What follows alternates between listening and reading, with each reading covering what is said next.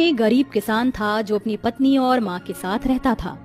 अरे नहीं, बारिश ना होने की वजह से मेरी तो सारी फसल जल गई है।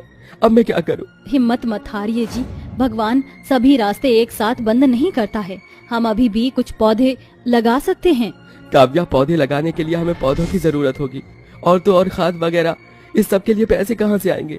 और दूसरी बात, अगर बारिश नहीं हुई तो हमारी वो फसल भी बेकार हो जाएगी। सही कहा। काव्या, इस सब को देखकर तो मेरे दिमाग ने काम ही करना बंद कर दिया है। मैंने गांव के उस लालची आदमी से ये खेत उधार लिया है। अगर समय से उसका पैसा नहीं दिया तो ये खेत भी हमारे हाथ से चला जाएगा। हरिओम के ही गांव में एक बहुत ही बड़ा साहूकार रहता था जो गरीब किसानों को किसानी के लिए जमीन किराए पर देता था।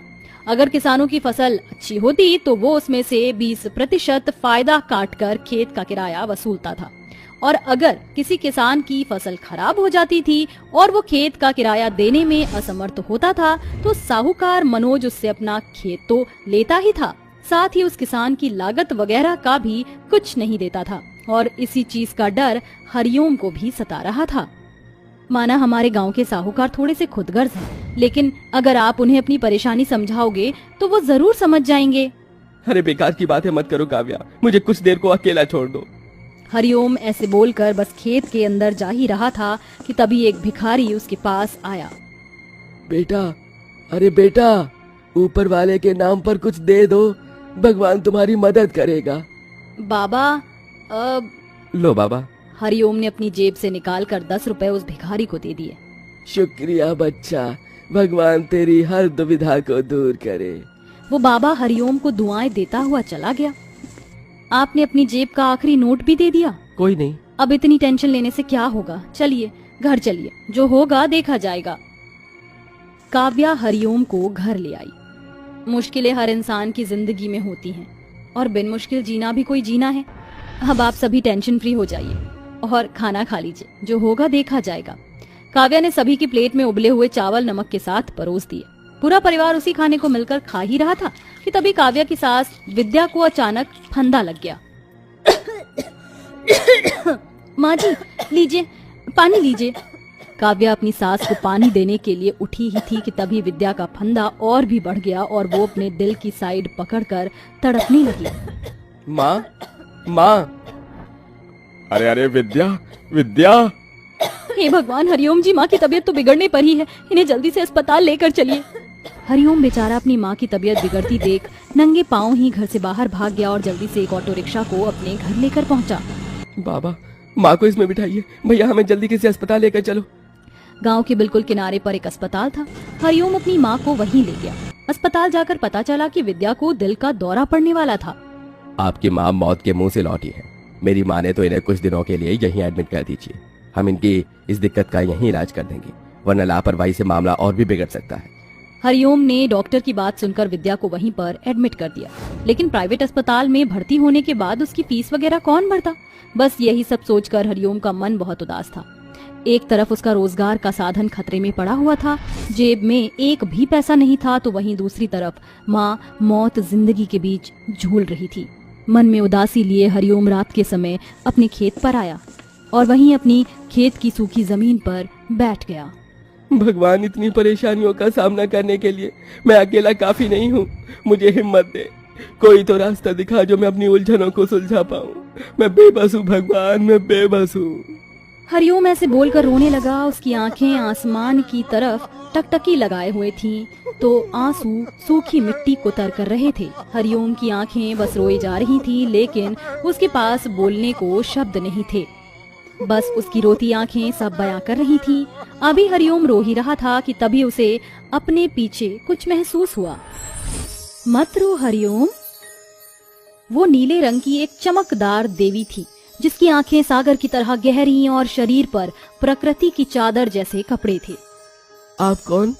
मैं धरती माता हूँ।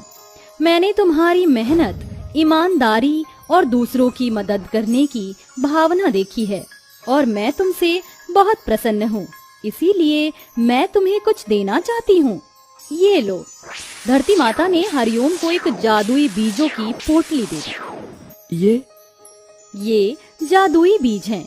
इन्हें तुम अपनी जमीन में बो देना और फिर देखना तुम्हारी सारी परेशानियां कैसे उड़न छू हो जाएंगी। धरती माता ऐसे बोलकर चली गई। हरिओम ने भी वो सभी जादुई बीज अपने खेत में बो दिए और रात में ही नहर से पानी ढोकर सूखी मिट्टी को तर कर दिया। हे भगवान, बस मेरा साथ देना।